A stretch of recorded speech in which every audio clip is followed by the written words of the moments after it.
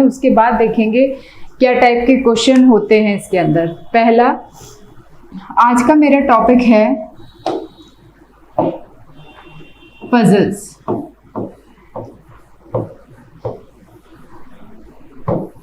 वैसे तो ये जो टॉपिक है, चैप्टर है, बहुत ही ज़्यादा इंटरेस्टिंग है, बहुत ही ज़्यादा बढ़िया है।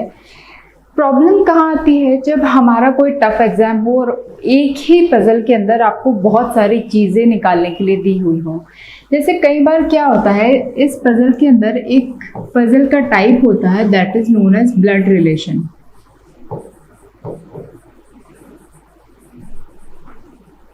अब ब्लड रिलेशन में जो पजल आपको दी जाएगी उसके अंदर ब्लड रिलेशंस तो होंगे ही, आपको फाइंड आउट करने होंगे कि किसका किसके साथ में क्या संबंध है।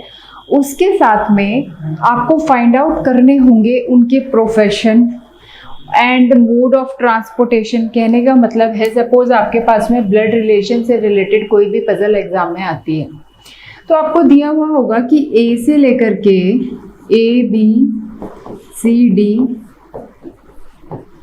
ई, इन 5 लोगों का आपस में कोई भी रिलेशन है। ठीक है, दूसरी चीज दी हुई होगी इसी में आपको इन सभी के प्रोफेशंस। प्रोफेशन मतलब आपको दिया होगा कि ये 5 लोग हैं, इनमें से कोई लॉयर है, कोई डॉक्टर है। इस तरीके से इन 5 के आपको प्रोफेशंस दिए होंगे। तीसरी चीज कई बार क्या दे देगा, तीसरी चीज दे देगा इन 5 का mode of transportation. It can be anything, it's not कि मोड ऑफ ट्रांसपोर्टेशन दे देगा उसको ये कलर पसंद है या उसको ये फ्रूट्स पसंद है, कुछ भी दे सकता है। This is just an example कि भाई कह देगा कि ये जो 5 जो लोग हैं ना, वो मुंबई से इन 5 सिटीज की ओर ट्रैवल कर रहे हैं। मुंबई से ट्रैवल कर रहे हैं, कोई गुजरात जा रहा है, कोई दिल्ली जा रहा है। इसी तरीके से आपको 5 सिटीज के नाम दे दिए जाएंगे and you have to find out all these things. Symmetry में नहीं देगा कि ए जा रहा है दिल्ली, बी जा रहा है गुजरात, ऐसे नहीं देगा, रैंडमली कुछ भी दे देगा और आपको जो है फाइंड आउट करना होगा। तो ये तो हो गई ब्लड रिलेशन से रिलेटेड पजल। ठीक, जो इसमें आएगा ये कई बार अगर एग्जाम आपका एसएससी का है या यूजीसी का है या कोई और छोटे लेवल स्टेट लेवल का है तो उसके अंदर 2 ही चीज दे देगा, ए, बी, सी, डी, इनके रिलेशन निकालने के लिए और उसके बाद इनके प्रोफेशन निकालने के लिए। मोड ऑफ ट्रांसपोर्टेशन जो है नहीं देगा। ठीक है, डिपेंड करेगा आपके किस एग्जाम में के लिए आप तैयारी कर रहे हैं, कौन सा एग्जाम में आप देने जा रहे हैं। एक तो हो गई ब्लड रिलेशन टाइप, एक टाइप होता है पजल्स में दैट इज फ्लोर बेस्ड।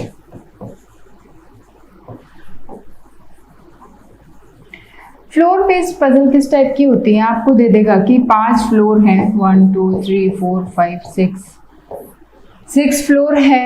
ए जो है ऊपर से सेकंड बैठा है, डी जो है नीचे से सेकंड बैठा हुआ है, ए और वाई के बीच में 4 का गैप है या 2 फ्लोर्स का गैप है।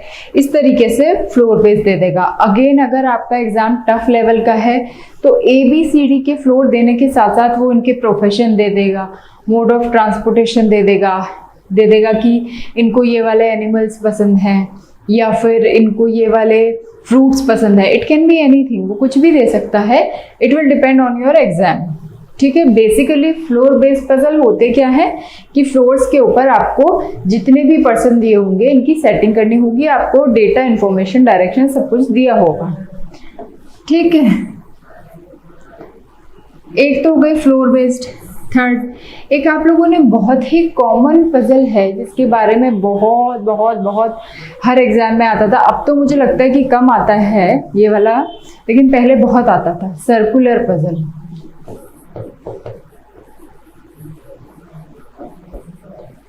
कैसी होती है ये, आपको अगर आपने देखा हो कि 7 लोग हैं और वो किसी गोले में बैठे हुए हैं और उन सबका जो फेस है वो अंदर की तरफ है, ए जो है थर्ड टू द लेफ्ट है डी के, डी जो है सेकंड टू द राइट है बी के। इस तरीके से आपको इन्फॉर्मेशन दी जाती है।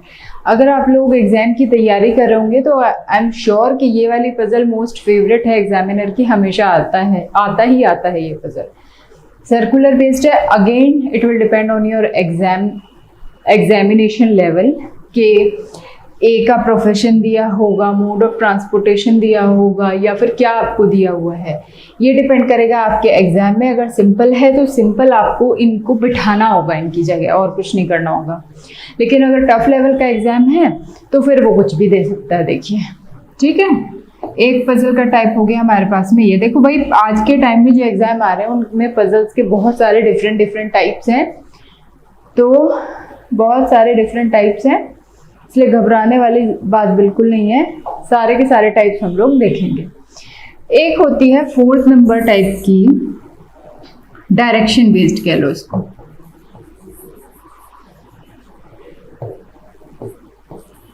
डायरेक्शन बेस्ड अगर आपने पढ़ा होगा पजल चैप्टर पहले भी या नहीं भी पढ़ा है तो it's okay, here I am to tell you कि पजल बेस में होता क्या है। डायरेक्शन बेस में आपको दे देगा कि 7 लोग हैं और नॉर्थ की तरफ फेस करके बैठे हुए, ठीक है। इनकी लाइकिंग डिसलाइकिंग दे देगा, इनको ये कलर पसंद है या नहीं पसंद है, ये लोग कहीं घूमने जा रहे हैं कि नहीं जा रहे हैं, ये 5 चीज़ें दे देगा, 7 चीज़ें। एंड अगेन सर्कुलर पजल में हम लोग इस तरीके से बिठाते हैं, यहाँ पर नॉर्थ की तरफ फेस कर रहा है तो हम लोग नॉर्थ की डायरेक्शन में देख करके इनको बिठाएंगे। डिफरेंट है, करेंगे सारा कुछ। भाई पजल जो चैप्टर होता है ना, वो निचोड़ होता है रीजनिंग के हर एक चैप्टर का। आपका कहने का मतलब है इसमें डायरेक्शन भी आएगा, इसके अंदर आपका सर्कुलर भी आएगा, फ्लोर भी आएगा, ब्लड रिलेशन भी आएगा, कोडिंग डिकोडिंग भी आ सकता है, आज का जो लेवल और पैटर्न चल रहा है एग्जाम का। तो ये जो होता है रीजनिंग का एक तरीके से सार आप कह सकते हैं पजल। आज का टॉपिक समझा दिया कि पजल हैं, ये कुछ टाइप के पजल्स हैं हमारे पास में कि आते किस किस तरीके से, वेरियस टाइप हैं और भी बहुत टाइप हैं, सब देखेंगे धीरे धीरे। चलो अब करेंगे हम अपना चैप्टर स्टार्ट। पहला क्वेश्चन मेरे सामने है, भाई इसने कहा है, इस जैसा कि बोर्ड पे देख सकते हैं कि that there is a family of 6 person A B C D and F, ठीक है। क्वेश्चन पढ़ लेते हैं। They are lawyer, doctor, teacher, salesman, engineer, ठीक है। इन सबके हमने प्रोफेशन भी दे दिए। अब कह रहा है कि देयर आर 2 मैरिड कपल्स, ठीक है। ये जो है 2 मैरिड कपल है। This information is important. Puzzle solve करते हुए बहुत धीरे धीरे पढ़ेंगे, आराम से पढ़ेंगे, कोई दिक्कत नहीं है, कोई भागा दौड़ी कुछ जल्दी नहीं है। मेन इंफॉर्मेशन को पहले मार्क कर लेंगे, पहले पूरी पजल पढ़ लेंगे, फिर मेन इंफॉर्मेशन आपको दी है उसको मार्क कर लेंगे, ताकि जब हम बनाना शुरू करें इसको तो हमें प्रॉब्लम ना आए, ठीक। In the family, D is the salesman, is married to lady teacher, the doctor is married to lawyer, F is an accountant, is the son of B and brother of E, C is the lawyer, is the daughter-in-law of A, E is unmarried engineer, A is grandmother of F। ये तो पढ़ ली भैया हमने puzzle. इतना पता है कि 2 जो है मैरिड कपल है। अब बनाना शुरू करते हैं अकॉर्डिंग टू इंफॉर्मेशन। भाई सबसे पहले इसने कहा है कि जो D है ना वो सेल्समैन है और उसकी जो शादी है वो लेडी टीचर से हुई है, इतना तो पक्का है। डी जो है वो एक सेल्समैन है, उसकी जो शादी हुई है वो हुई है लेडी टीचर से। ये टीचर अभी कौन है ये मुझे नहीं पता, बस मुझे इतना पता है कि सेल्समैन की जो शादी है वो टीचर से हुई है। लेडी टीचर बोला है, इसका मतलब ये पॉजिटिव होगा और ये नेगेटिव होगा, ठीक। इतना तो कह सकती हूँ ना, D is the salesman married to lady teacher. बता दिया इसका जेंडर टीचर है, ये नहीं पता अभी इनमें से कि टीचर है कौन सी। सेकंड देख लेते हैं, the doctor is married to the lawyer, ठीक है। F is an accountant, is the son of B and brother of E. भाई क्या मैं इस तरीके से नहीं कर सकती अभी? अब आप बोलेंगे मैम ये आपने कैसे किया, हमको तो नहीं समझ में आया। भाई इसने कहा है कि डॉक्टर जो है, 2 मैरिड कपल है, एक मैरिड कपल मेरे पास में आ गया। अब जो दूसरा मैरिड कपल होगा वो डॉक्टर होगा और लॉयर का होगा, ये भी पक्का हो गया। अब कहता है कि एफ जो है वो अकाउंटेंट है और सन ऑफ बी है। भाई यहाँ अभी कुछ नहीं आया है, सन ऑफ बी है, मैंने एक जगह बिठा के देख लिया कि भाई इसका कोई रिलेशन है, it can be his daughter और सन, लेकिन इतना कर लिया कि बी का जो सन है वो एफ है। अभी मैंने बैठा के देख लिया कि एफ है और ये एक अकाउंटेंट है, ठीक है। Is the son of B and brother of E. ये इंफॉर्मेशन मैंने अभी ड्रॉ कर ली, ठीक, यहां तक मेरा हो गया। अब कह रहे हैं कि सी इज द लॉयर, जो सी है वो लॉयर है। इसका मतलब मुझे पता चल गया कि बी और सी जो है वो मैरिड कपल है, क्योंकि यहाँ वाली लाइन में देखेंगे कि जो डॉक्टर है वो मैरिड है लॉयर से। यहाँ दे दिया कि सी जो है वो लॉयर है। अगर सी लॉयर है भाई ये बताओ, तो ये सिंपल बात है, ये जो है ये डॉक्टर होगा, ठीक है, according to the information which we have given. Lawyer is the daughter in law of A. जो लॉयर है ये जो है डॉटर इन लॉ है ए की। इट मीन्स ये हो गया positive. E is unmarried engineer. E जो है वो एक इंजीनियर है। A is grandmother of F.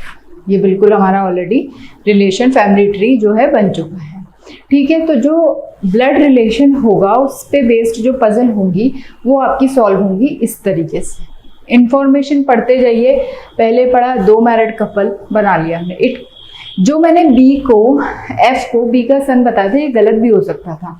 आपको 2 पॉसिबिलिटीज हमेशा पजल बनाते हुए लेके चलनी होगी। जब भी सर्कुलर बेस्ड पजल करेंगे उसके अंदर भी हमेशा 2 पॉसिबिलिटी लेके चलेंगे। 2 पॉसिबिलिटी लेके चले, हम हो भी सकता था और नहीं भी हो सकता है, लेकिन हमने जो पॉसिबिलिटी ली वो हमारी बिल्कुल एकदम वैलिड थी। वो पॉसिबिलिटी हमारी काम कर गई, इसलिए हमारा जो डायग्राम है वो एक बार में ही सही बन गया। 2 मैरिड कपल है, डॉक्टर मैरिड है लॉयर से, एफ जो है अकाउंटेंट है और सन है बी का। अब एक बात देखिए, इसमें लास्ट में इसने एक ये लाइन दी है, डी इज अनमैरिड इंजीनियर। क्या मुझे ई का जेंडर पता है? Now jump on to the question, that is how is E related to F. अब मुझे ये तो पता है कि एफ और ई जो है वो सिबलिंग्स हैं, यानी भाई बहन हैं आपस में या भाई भाई हैं, लेकिन मैं क्लियरली ये नहीं कह सकती कि ई का जेंडर क्या है। ई जो है वो बहन भी हो सकती है एफ की, और ई जो है वो भाई भी हो सकता है एफ का, क्योंकि जेंडर जो है वो क्लियर नहीं है, इसलिए सिर्फ कहा है अनमैरिड इंजीनियर। वो मेल भी हो सकता है फीमेल भी। तो क्वेश्चन में इसने मेरे से पूछा है कि how is E related to F, तो ऑप्शन हमारा जो डी होगा वो सही होगा, कांट बी डिटरमाइन, ठीक है। क्योंकि मैं ई का जेंडर क्लियरली नहीं बता सकती, इसलिए जो आंसर होगा वो होगा ऑप्शन नंबर डी। ओह, चलिए नेक्स्ट क्वेश्चन देख लेते हैं। What is the profession of B? हमको एक बार पजल दोबारा ड्रॉ करनी होगी। क्या था हमारे पास में? बी जो है वो डॉक्टर था, मैरिड था सी से, दैट इज लॉयर, और ये जो थी ग्रैंड, ये लेडी टीचर थी। इसका हस्बैंड था डी जो कि एक सेल्समैन था। इस फैमिली ट्री की ज़रूरत जो है वो हमें हमेशा पड़ेगी हर एक क्वेश्चन के लिए, इसलिए हम लोग ये ड्रॉ कर रहे हैं। बी का सन था एफ, बी का सन था एफ, और एफ और ई जो थे वो सिबलिंग्स थे। ई था हमारे पास में इंजीनियर, और एफ जो था वो था एक अकाउंटेंट। ये हो गई हमारा फैमिली ट्री। अब अकॉर्डिंग टू दिस दूसरा क्वेश्चन देख लेते हैं। What is the profession of B?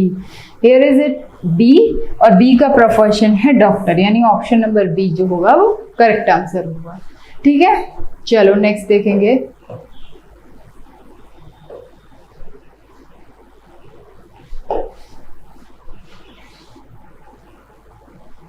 अब कह रहा है what is the profession of A is the lady teacher.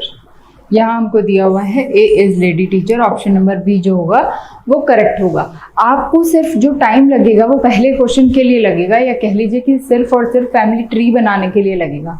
उसके बाद आपको टाइम लगना बिल्कुल खत्म हो जाएगा, फटाफट से फैमिली ट्री देखेंगे और अपने क्वेश्चन को करते जाएंगे। चलो नेक्स्ट इज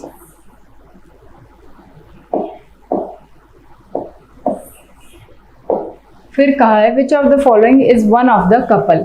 इसने मुझे ये कहा था कि 2 मैरिड कपल हैं, लेकिन वो कौन कौन से हैं ये हमने निकाला है फैमिली ट्री ड्रॉ करने के बाद। तो डी और ए एक मैरिड कपल है, दूसरा है बी और सी। क्या देख लेते हैं, डी और ए और बी और सी, यानी ऑप्शन होगा ई। ना तो यहाँ पर बी और सी है और ना ही यहाँ पर डी और ए है, ठीक है, इसलिए हम करेक्ट नहीं कह सकते। ऐसे क्वेश्चंस बहुत आते हैं, स्पेशली बैंकिंग में नन ऑफ दिस का ऑप्शन हमेशा रहेगा, डरने की जरूरत नहीं है। अगर if you are confident on your skill, अगर अपने मजबूत हो कि हम लोग बिल्कुल सही कर किया है, मेरी प्रैक्टिस अच्छी है, तो बिल्कुल डरने घबराने की बात नहीं है। ऑप्शन नंबर ई है, ये दिया ही इसलिए जाता है so that you guys can confuse. Option हो गया हमारे पास में ई इसके बारे में। नेक्स्ट देखेंगे,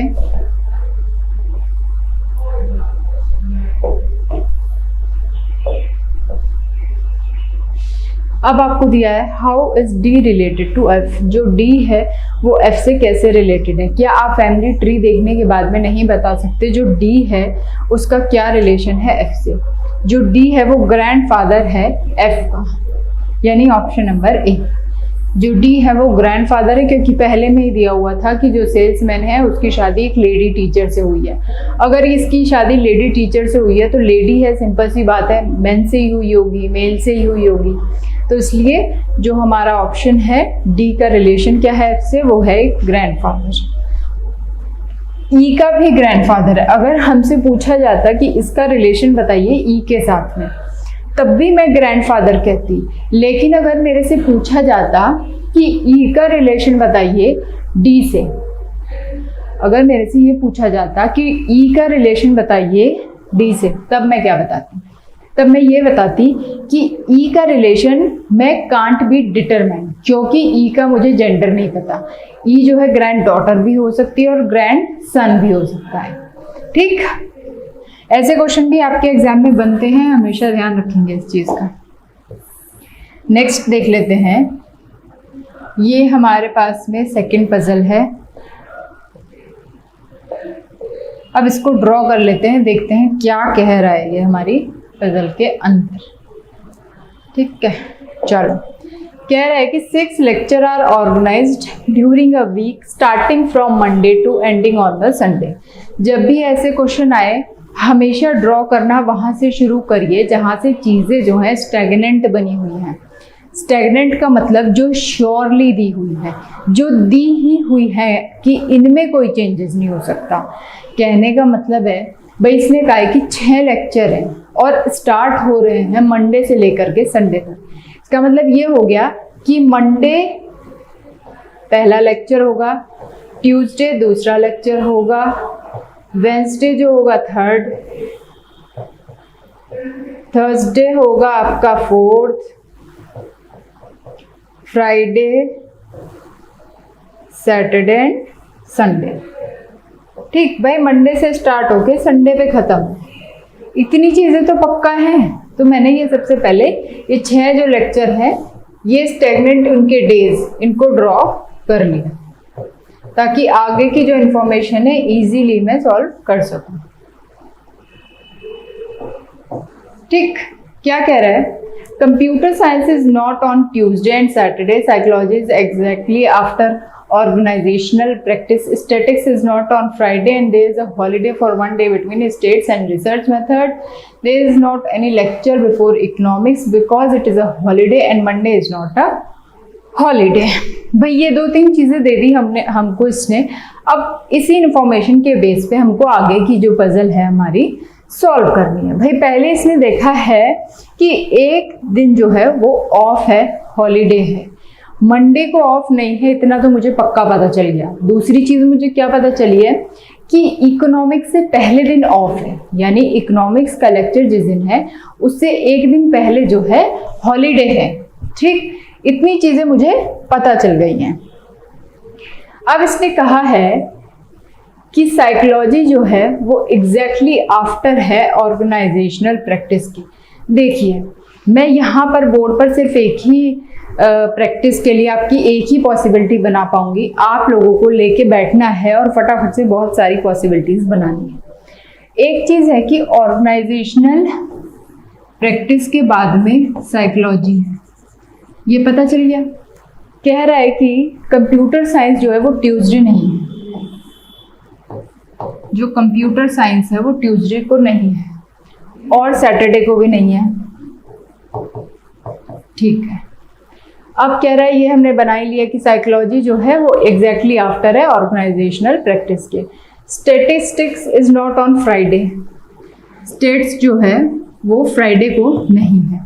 ठीक है, हमेशा जब भी पजल बनाएंगे ऐसे ऐसे लिखते जाएंगे। ये तो हो गया फेयर, यानी यहाँ पर मैं लिखूंगी करेक्ट किस दिन क्या होगा, किस दिन क्या नहीं है। जैसे इसने बोला कि CS जो है वो ना तो ट्यूसडे है ना फ्राइडे है, यहाँ लिख दिया मैंने अलग, आगे लिख के क्रॉस लगा दिया। ठीक, अब ये इंफॉर्मेशन मेरे पास में आ गई है। There is a holiday for 1 day between states and research. वह स्टेट्स जो है यहाँ नहीं है, लेकिन एक दिन का ऑफ है स्टेट्स के बीच में और रिसर्च मेथड के बीच में। ओके, ये इंफॉर्मेशन हमारे पास में आ गई है।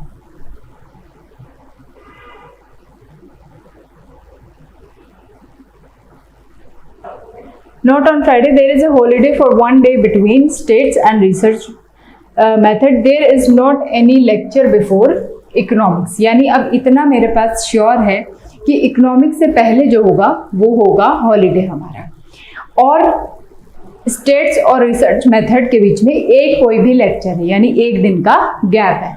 ये बेसिक इंफॉर्मेशन थी जो हमको पता चल गई। अब सबसे बड़ी चीज इसने मुझे ये बोली है कि ऑर्गेनाइजेशनल प्रैक्टिस के तुरंत बाद में साइकोलॉजी है। यहाँ यही बना देती हूँ मैं, ऑर्गेनाइजेशनल प्रैक्टिस के तुरंत बाद में अगर साइकोलॉजी लगा दूँ, ठीक है, एक चीज हो गई है। इसने कहा है कि स्टेट्स और रिसर्च के बीच में एक दिन का गैप है। भाई यहाँ अगर स्टेट लिखूं तो यहाँ पर रिसर्च मेथड आएगा, एक दिन का गैप है, नहीं बन सकता क्योंकि फ्राइडे में जो है स्टेट्स नहीं है, गलत हमको पहले ही बोला हुआ है। स्टेट्स को अगर मैं यहाँ रख दूं, रिसर्च मेथड को रख दिया यहाँ क्योंकि एक दिन का गैप है। यहाँ पर CS नहीं हो सकता भाई, CS यहाँ नहीं लगा सकती। एक चीज मुझे बोली है कि इकोनॉमी के पहले दिन हॉलीडे है, अगर मैं यहाँ पर हॉलीडे लगा दूं तभी तो मैं यहाँ पर इकोनॉमिक्स लिख सकती हूँ।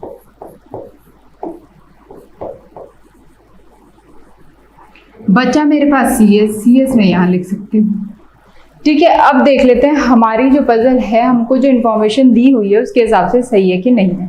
भाई CS ना तो ट्यूसडे बैठा है ना सैटरडे बैठा है, CS बैठा है थर्सडे, बिल्कुल सही बात है। दोनों के बीच में एक गैप है, स्टेट्स और रिसर्च के बीच में, ये भी सही बैठ गया, ये भी सही हो गया। और ऑर्गेनाइजेशनल प्रैक्टिस के तुरंत बाद में साइकोलॉजी है, ये भी सही है। और इकोनॉमिक्स के तुरंत पहले हॉलीडे है, ये भी सही है। यानी जो इन्फॉर्मेशन है वो हमने according to the data given बिल्कुल सही से बना दी है।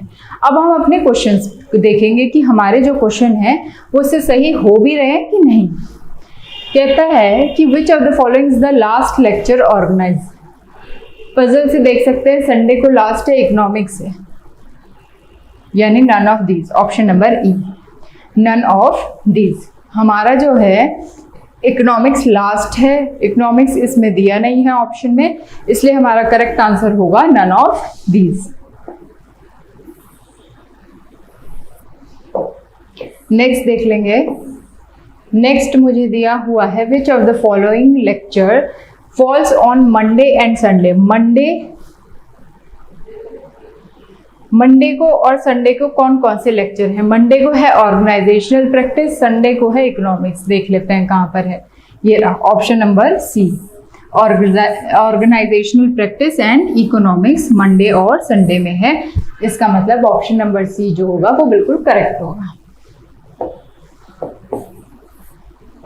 नेक्स्ट क्या है, which lecture will be conducted on Friday. Friday को कौन सा लेक्चर है, दैट इज रिसर्च मेथड।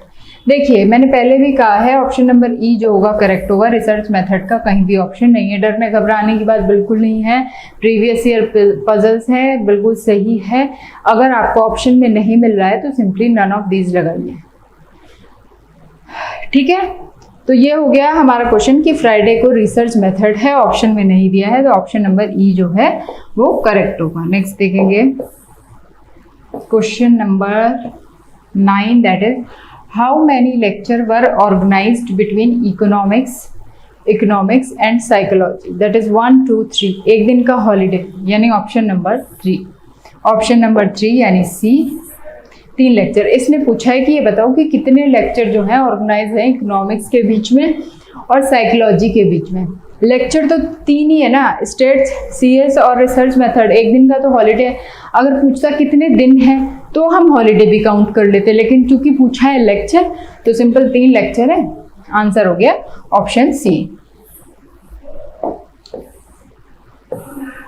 फिर कह रहे हैं कि on which day CS was organised. Computer science जो है हमारा थर्सडे को है, यानी ऑप्शन नंबर सी बिल्कुल सही होगा। इसने पूछा है कि which of the day computer science जो है वो ऑर्गेनाइज्ड किया गया है। इसके हिसाब से देख लेते हैं, कंप्यूटर साइंस जो है वो थर्सडे को ऑर्गेनाइज किया हुआ है। ओके चलो अब देख लेते हैं नेक्स्ट पजल हमारे पास में क्या है, या अभी और भी क्वेश्चन बचे हुए हैं इसके। Yes there is one more question, which day is the holiday. Holiday हम जानते हैं हॉलीडे जो है वो सैटरडे को है। अगेन ऑप्शन में मुझे दिया ही नहीं है सैटरडे, यानी D none of these. Puzzle हमारी बिल्कुल सही बनी हुई है। बैंकिंग वाले या मोस्टली एग्जाम्स आजकल नन ऑफ दीज के साथ ही खेलते हैं, जहां पर नन ऑफ दीज का ऑप्शन आपको दिया हुआ होगा। पूछा है which day is the holiday. According to puzzle हम लोग देख सकते हैं हॉलीडे जो है वो सैटरडे को है। सैटरडे का ऑप्शन मुझे नहीं दिया हुआ है, इसलिए आंसर होगा ई नन ऑफ दीज। चलिए अब नेक्स्ट देखेंगे। ये हो गई है हमारे 2 टाइप की पजल। अब देख लेते हैं तीसरे टाइप की पजल में क्या कहा है। कह रहा है कि PQRST ट्रेवलिंग इन अ बस, ठीक है। 2 of them are journalist, 2 are engineer, 1 is editor and 1 is writer. उसके बाद में हमको दे दी इंफॉर्मेशन। कह रहा है the editor P is married to a writer S, A writer, a writer. ये यहाँ वाला ए राइटर वाला है वो, उसको एक राइटर जो है वो मैरिड है Q से। यहाँ पर ना इसको हम जर्नलिस्ट करेंगे। ये जो इंफॉर्मेशन है इसको आप करेक्ट कर लेंगे अपने लिए भी। ये राइटर नहीं है, जर्नलिस्ट है, ठीक है। तो एडिटर, क्योंकि इस वाली लाइन में कहा है ना कि राइटर जो है वो मैरिड है Q से, और ऊपर कहा है कि P is married to writer S, तो दोनों में से एक तो कॉन्ट्राडिक्ट कर ही रही है ना, तो सिंपल सी बात है। तो एडिटर जो है इसको जर्नलिस्ट हम करेंगे। फिर कह रहा है writer married Q same profession as U, PQRS are 2 married couples and none of them has the same profession, U is the brother of R। ये हो गया इन्फॉर्मेशन। अगेन बना लेते हैं थोड़ा सा, इसको मैं ऊपर कर देती हूँ। ये हो गया। अब कहता है PQRST बस से ट्रेवल कर रहे हैं, ठीक बात है। सेकंड बोला है इनके प्रोफेशन दे दिए, अब इसको भी छोड़ देते हैं। कह रहा है एडिटर P, यहां से स्टार्ट करते हैं। P जो है वो एडिटर है, मैरिड है, is married to journalist S, ठीक है। उसके बाद में मैं इसको यहाँ मेंशन कर दे रही हूँ ताकि बार बार जो है वो करेक्शन ना हो कि S is journalist not a writer. फिर कह रहा है A writer is married to Q is same profession as U। जो राइटर है, 2 मैरिड कपल है, एक मैरिड कपल हमारे पास हो गया है। राइटर है is married to Q, writer कोई भी हो सकता है, अभी मुझे नहीं पता। Q से उसकी शादी हो गई है, क्यू का जो प्रोफेशन है वो सेम है यू के प्रोफेशन से। ठीक है, अभी ना तो मुझे क्यू का प्रोफेशन पता, ना यू का पता, ना राइटर पता है कि कौन है। सिर्फ बोला है कि जो राइटर है वो मैरिड है क्यू से, ना ही इनके जेंडर पता है, कौन हस्बैंड है कौन वाइफ है। क्यू जो है is the same profession as U, U का भी प्रोफेशन नहीं पता। ठीक है, नेक्स्ट देख लेते हैं। कह रहा है कि P R Q S are two married couples.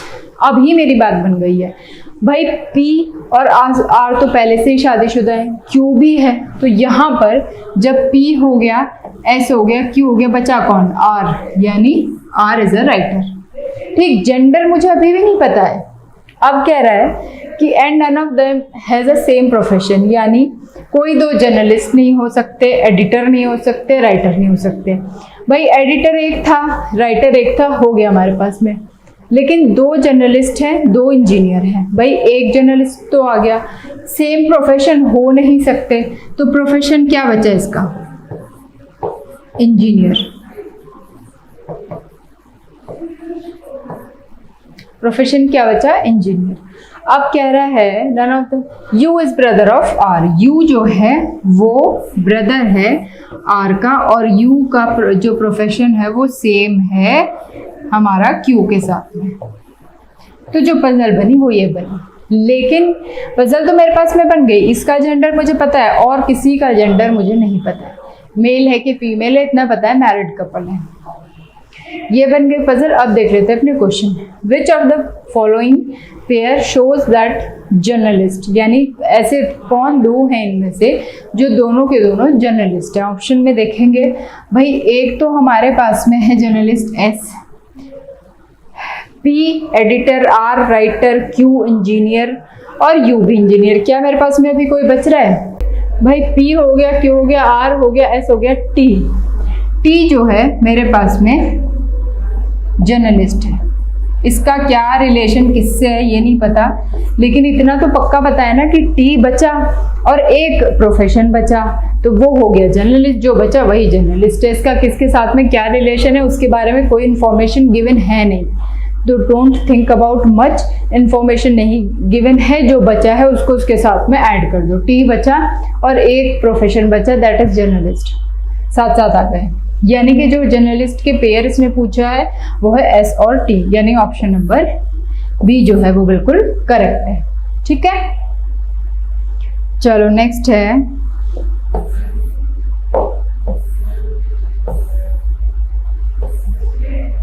Which of the following pair shows the engineer. Engineer कौन है? यू है और क्यू है, यू है और क्यू है, यानी ऑप्शन नंबर डी। समझ रहे हैं आप लोग कि क्वेश्चन कैसे कैसे सॉल्व हो रहा है? पहली बार सिर्फ एक पजल बनाने में हमको टाइम लगा, उसका डायग्राम ड्रॉ करने के लिए, और फटाफट से सारे के सारे क्वेश्चन देखेंगे और आंसर आ जाएगा।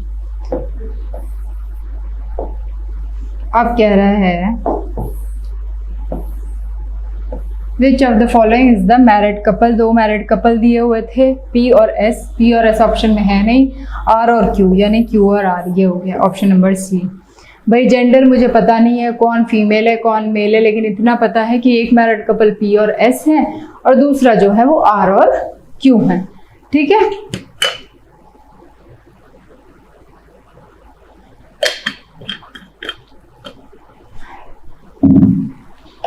नेक्स्ट देखेंगे। कह रहा है what is the relation between relation of R with U. R का रिलेशन क्या होगा, आर का रिलेशन यू के साथ में क्या होगा, बताएंगे जरा। इसको थोड़ा सा ऊपर कर देते हैं। कह रहा है कि आर का रिलेशन बताइए यू से। भाई उसने ये कहा था कि यू जो है वो ब्रदर है आर का, लेकिन उसने ये नहीं कहा था कि जो आर है वो सिस्टर है इस यू की या फिर ब्रदर है। आर का जेंडर मैं नहीं जानती हूँ बिल्कुल भी, इसलिए मैं नहीं बता सकती कि यू का रिलेशन इसके साथ में क्या होगा। हाँ, अगर यू का रिलेशन मेरे से पूछा जाता ये बताइए with respect of R U का क्या रिलेशन है, तो बता देती कि मेल है, भाई है। अगर पूछा जाता कि क्यू से क्या रिलेशन है यू का, तब भी मैं बता सकती थी ब्रदर इन लॉ है। लेकिन अगर पूछा जाता कि क्यू का रिलेशन बताइए यू के साथ में, तो क्यू का भी जेंडर मैं नहीं जानती, इसलिए नहीं बता सकती। तो इस क्वेश्चन का जो आंसर होगा वो होगा D, that is C and D. अब कह रहा है which of the following pair shows the husband. Again कौन इसमें हस्बैंड है, कौन इसमें वाइफ है, जब जेंडर ही नहीं पता तो कैसे कह सकते हैं। Option number D, not sure.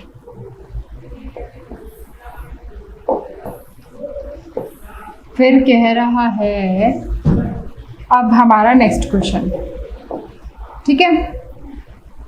Puzzle 3 देख चुके हैं, किस किस टाइप की पजल हमारे पास में आती है। एक टाइप की पजल होती है ये, चलिए देखते हैं, इसको भी सॉल्व करते हैं। हमारे को दिया हुआ है कि ABCDY 5 प्लेज हैं, ठीक है। मंडे से फ्राइडे स्टार्ट होता है। अगेन जो चीज स्टैग्नेंट है उसको बना लेंगे भाई।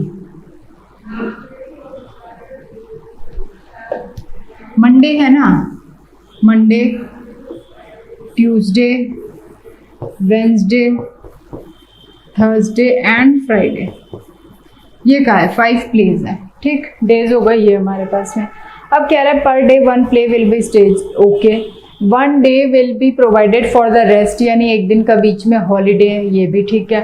The rest, the day for rest is between A और वाई, ए और वाई के बीच में रेस्ट डे, ठीक है। फिर कह रहा है कि C will be stage immediately after D, D के तुरंत बाद जो है वो सी है। पहली कंडीशन ये हो गई, दूसरी हो गई ये वाली, ठीक है।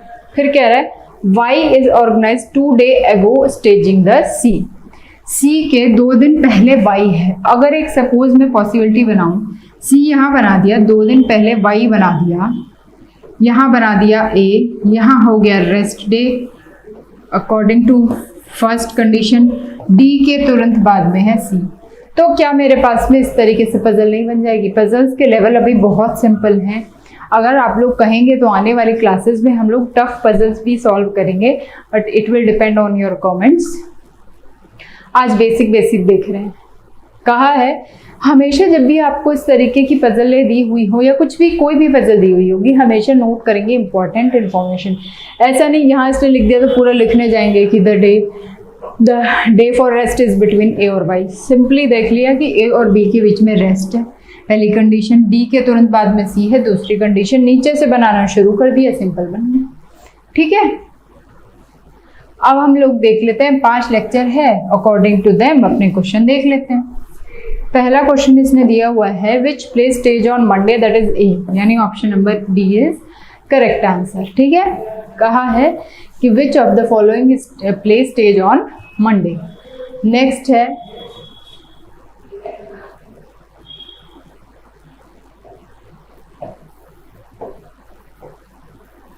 which of the correct sequence for staging the plays, that is A, rest A, Y, D and C। सारा ही बता दिया इसने, तो option number B is the correct answer, ठीक। नेक्स्ट देखेंगे,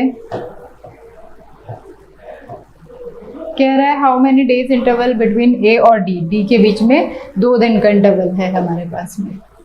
option number D is the correct answer.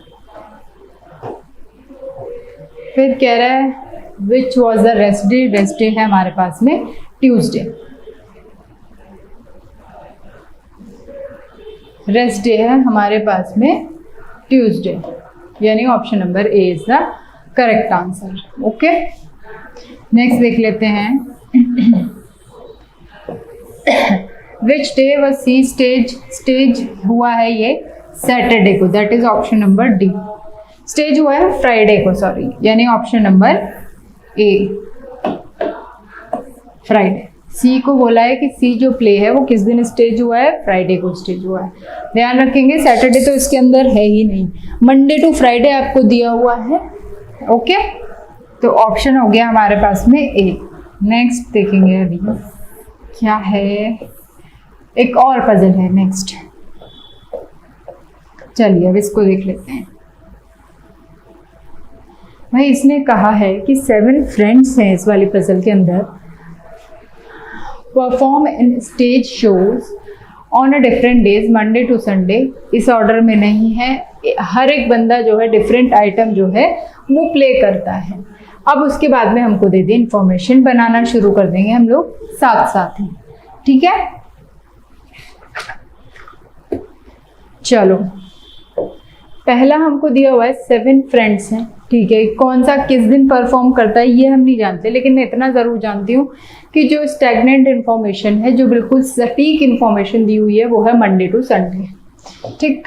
थोड़ा सा इसको ऐसे कर देते हैं, Monday, Tuesday, Wednesday, Thursday, Friday, Saturday और संडे। आप लोगों को दिख रहा है नीचे? आई होप कि सबको दिख रहा हो ढंग से। ये तो होगा डेज। अब कह रहा है कि 7 फ्रेंड्स है, यहाँ पर जो इंफॉर्मेशन आएगी वो आएगी फ्रेंड्स की।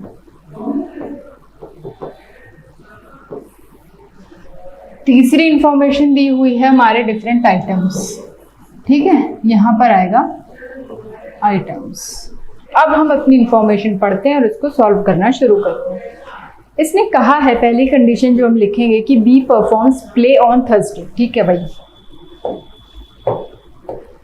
बी जो है वो थर्सडे को परफॉर्म करता है, be perform play on Thursday, ठीक है, और प्ले करता है। आइटम दिया हुआ है ना अलग अलग, different, music, dance, mimicry, play, debate, speech and monologue, ठीक। बी जो है प्ले करता है थर्सडे को, एक चीज करेक्ट। ई परफॉर्म म्यूजिक, ठीक है, ऑन संडे, ये भी हमारे पास में बिल्कुल करेक्ट इन्फॉर्मेशन है कि ई जो है परफॉर्म करता है म्यूजिक ऑन संडे, ठीक।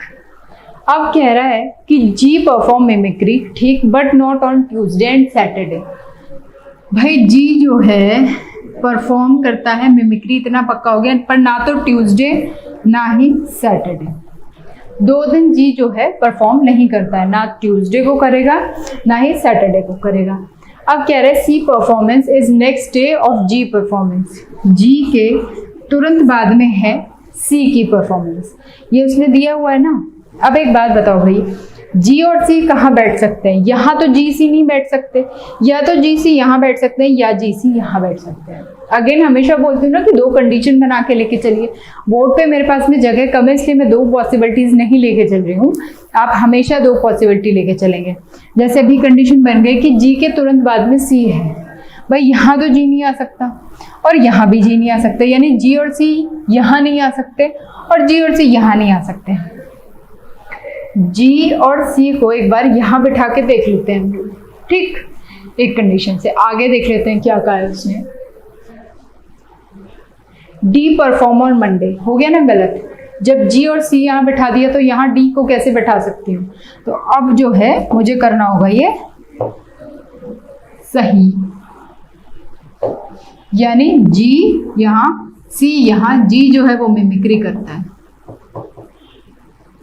डी जो है वो मंडे करता है, सी हमको भी पता नहीं है। C perform on the next day of G performance, D performance on Monday but not dance and debate, dance और डिबेट नहीं परफॉर्म करता है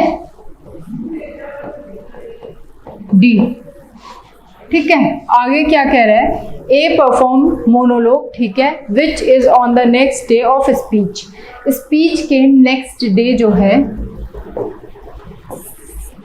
स्पीच के, ये पता चल गया कि स्पीच के नेक्स्ट डे मोनोलॉग है। अगेन कंडीशन क्या बची भाई? स्पीच, मोनोलॉग, डांस, या स्पीच, मोनोलॉग, ये वाली कंडीशन मेरे पास बची। डांस और डिबेट मेरे पास में अभी बच रहा है, ठीक है। मोनोलॉग जो है वो तुरंत होता है स्पीच के बाद में, ठीक है। अगर मैं यहाँ पर स्पीच कर दूं और यहाँ मैंने कर दिया मोनोलॉग, मोनोलॉग कौन परफॉर्म करता है? ए।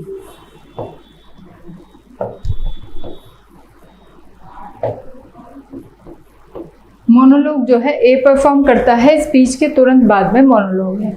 अब क्या बचता है? डांस और डिबेट। भाई डांस यहाँ भी आ सकता है और डिबेट यहाँ भी आ सकता है, सेम डांस यहाँ भी आ सकता है और डिबेट यहाँ भी हो सकता है। देख लेते हैं बाकी क्या कह रहा है। A performs monologue which of the monologue which is on the next day of speech, ठीक है। Dance is not perform on Saturday, dance जो है सैटरडे परफॉर्म नहीं होगा, यानी कि इसने बता दिया मुझे यहाँ पे, ठीक।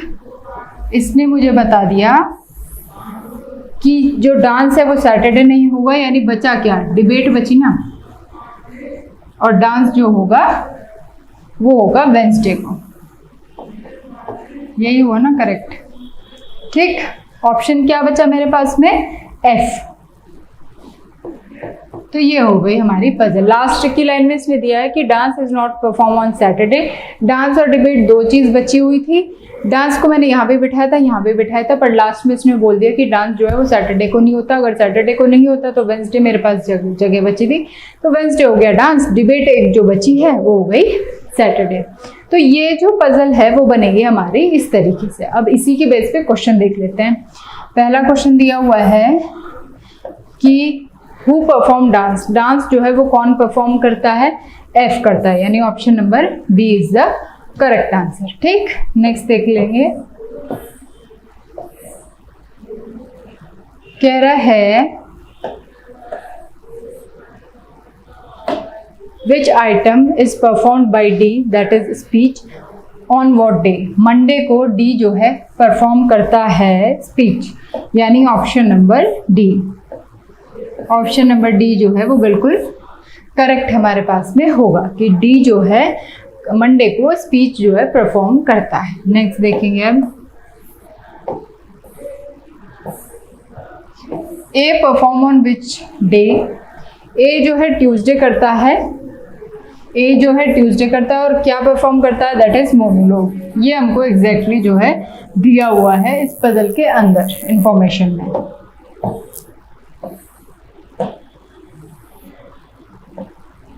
जी परफॉर्म ऑन विच डे, कह रहा है कि G perform on which day of the week, that is on Friday mimicry, यानी ऑप्शन नंबर ई। फ्राइडे इसमें ऑप्शन में है ही नहीं, तो ऑप्शन नंबर ई जो है करेक्ट आएगा। नेक्स्ट कह रहा है who performs in debate, debate करता है सी परफॉर्म, यानी option number D. Option number D जो है वो करेक्ट होगा। नेक्स्ट है क्वेश्चन। Thank you.